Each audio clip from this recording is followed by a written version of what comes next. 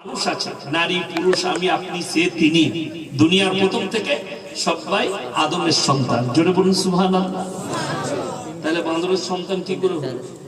কলকাতা আলিপুর চিড়িয়াখানা কে আগে গেছে জানেন? কলকাতা আলিপুর চিড়িয়াখানায় বন মানুষ আছে না নাই? 40 বছর 50 বছর আছে, এখনো মালটাকে মানুষ করতে পারে না। ঠিক কিনা কথা বলেন? তো এর থেকে বড় মূর্খামি আর কি আছে? চলুন কোরআন খুলুন। আমার আল্লাহ রাব্বুল আলামিন মানুষ সৃষ্টির সূচনার আগে ফেরেশতা দিকে ডাক দিয়েছিলেন। সূরা বাকারায় আছে, ওয়াইজ ক্বালা রাব্বুকা লিল মালাইকাতি ইন্নী জাইলুন ফিল আরদি খলিফা। কোরআন সূরা বাকারা। হে আমার ফেরেশতা মণ্ডলী, তোমরা আমার সামনে হাজিরি দাও। আল্লাহ বললেন, হে আমার ফেরেশতা, আমি পৃথিবীতে আমার প্রতিনিধি পাঠাতে চলেছি, নতুন সৃষ্টি মানুষকে। ফেরেশতারা বললেন, ক্বালু আতাজআলু ফিহা মান ইউফসিদু ফিহা ওয়া ইয়াসফিকুদ দিমা। আপনি এমন একটা জাতিকে সৃষ্টি করতে যাচ্ছেন যারা পৃথিবীর বুকে মারামারি, কাটাকাটি, হানাহানি, অন্যায়, অত্যাচার, অবিচার করবে। ফেরেশতারা অবজেকশন মেরে দিলেন। আমার আল্লাহ বললেন, ক্বালা ইন্নী আলামু মা লা তা'লামুন। হে আমার ফেরেশতারা, আমি আল্লাহ যা জানি তা তোমরা জানো না। ফেরেশতারা নত হয়ে গেল। ঠিক কি না? আল্লাহ থেকে বেশি কেউ জানে? আল্লাহ এটাই শিক্ষা দিলেন ফেরেশতাদিকে, ক্বালা ইন্নী আলামু মা লা তা'লামুন। আমি যা জানি তা তোমরা জানো না। আল্লাহ আদম আলাইহিস সালাতু ওয়াস সালামকে সৃষ্টি করেছেন। ফেরেশতাদিকে বললেন, ওয়াইজ ক্বালা রাব্বুকা লিল মালাইকাতি ইসজুদু, সিজদা করো আমার আদমকে। নূরকে আল্লাহ বললেন, মাটিকে সিজদা করো। ফেরেশতারা কিসের তৈরি? নূরের তৈরি। আল্লাহ বললেন, আমার আদমকে সিজদা করো। সবাই, সমস্ত ফেরেশতা মণ্ডলী সিজদায় পড়ে গেল, ইল্লা ইবলিস, ইবলিস ব্যতীত। ইবলিস সিজদা করেনি। কেন? আমাদের অনেক সাধারণ মানুষ মনে করে আজাজিল একজন ফেরেশতা ছিল। আজাজিল কোন ফেরেশতা ছিল না। ফেরেশতার লাকাব দেয়া হয়েছিল। কেন? ফেরেশতা সে ছিল, আজাজিল ছিল একজন জিন জাতির সন্তান। তো সে বললে, আল্লাহ বললে, তোমাকে কোন জিনিসে বাধা দিল? আদমকে সিজদা করলে না। সে কিন্তু আল্লাহর হুকুম পালন, হুকুমের দিকে লক্ষ্য করেনি। সে লক্ষ্য করেছে আদম হচ্ছে মাটির তৈরি আর আমি আগুনের, তাই আমি ডাউন হতে পারবো না। আল্লাহ বললেন, তুমি অভিশপ্ত, কিয়ামত পর্যন্ত তুমি অভিশপ্ত, বেরিয়ে যাও জান্নাত থেকে, জাহান্নামে লানত করিয়ে দেয়া হলো। এখানে দুটো জিনিস কমন আপনাদেরকে জেনে নিতে হবে। আল্লাহ মাটিকে বলল, মাটির সামনে নূরকে বললে সিজদা করো। আগুন সিজদা করেনি বলে, জিন সিজদা করেনি বলে আল্লাহ তাকে শয়তান বলে দিলেন, ইবলিস মারদুদ বানালেন। এরপর চলুন, আমাদের দেশের কিছু জাহিল মূর্খ, তারা ধরে রেখেছে আজকে মারামারি চলছে। ভারত, পাকিস্তান, বাংলাদেশ, তিনটে দেশে মারামারি কি নিয়ে? আল্লাহ নবী নূরের তৈরি না মাটির তৈরি, এই নিয়ে মারামারি। আমাকে তো প্রতিনিয়ত গাল দিচ্ছে, আমি গাল খাওয়া বক্তা।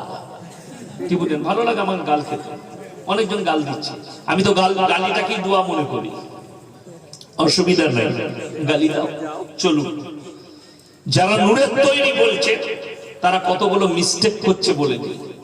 এক নম্বর, নবীজি যদি নূরের তৈরি হয়, নবীজিকে ছোট করে দেওয়া হবে। কেন? আল্লাহ মাটিকে বলেছে নূরকে বলেছে মাটিকে সিজদা কর। দ্বিতীয় নম্বর, যদি বলেন কোরআনের দলিল দেন, সূরা কাহাফের একবারই শেষ আয়াত, এর থেকে বড় দলিল পৃথিবীতে আর কিছু নাই। কোরআন সত্য না মিথ্যা? সত্য। এখানে আল্লাহ রাব্বুল আলামিন একটা মারাত্মক দলিল দিবেন। দুটো দলিল এখানে আছে। একটা হচ্ছে আল্লাহ রাবকে, আল্লাহ কেমন সৃষ্টিকর্তা, তিনি কেমন সত্তা, গোটা পৃথিবীর সৃষ্টিকর্তা তিনি কেমন, আল্লাহ মানুষকে কেমন করেছেন, মানুষের যোগ্যতা আল্লাহর সামনে কেমন। আল্লাহর কসম করে বলছি, আল্লাহ এটাই বুঝিয়েছেন কোরআনের সূরা কাহাফের লাস্টের দুটো আয়াত। প্রথম আয়াত শুনলেন, কুল লাউ কানাল বাহরু মিদাদান লিকালিমাতি রাব্বি লানাফিদাল বাহরু ক্বাবলা আন তানফাদা কালিমাতু রাব্বি ওয়ালাউ জিনা বিমিথলিহি মাদাদা।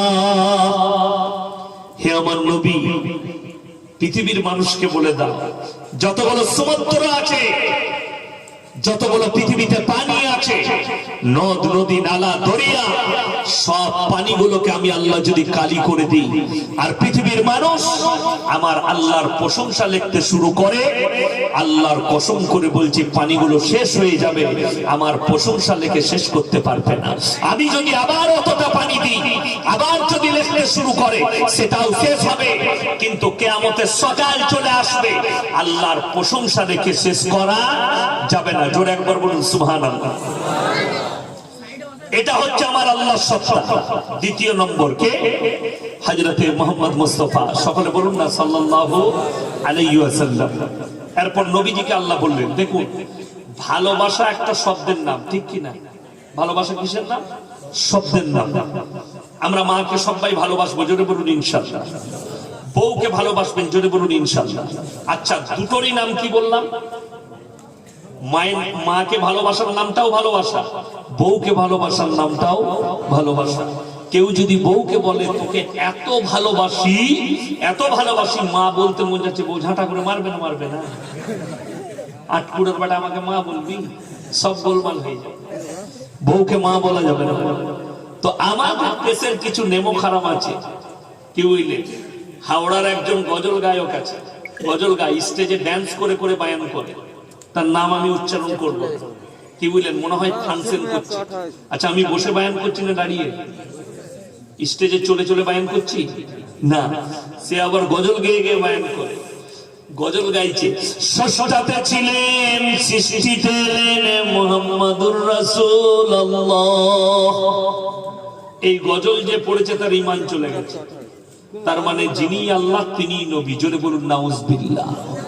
এই হারাম খোরের জানা নাই আল্লাহ এবং রসুলের মধ্যখানে আল্লাহ যে দেওয়ালটা তুলেছে, সেই দেওয়ালটার নাম হচ্ছে দরুদ। সকলে জোরে বলুন সাল্লাল্লাহু আলাইহি ওয়াসাল্লাম। আচ্ছা, এটা দরুদ না দরুদ নয় বাবা? এর মানে কি?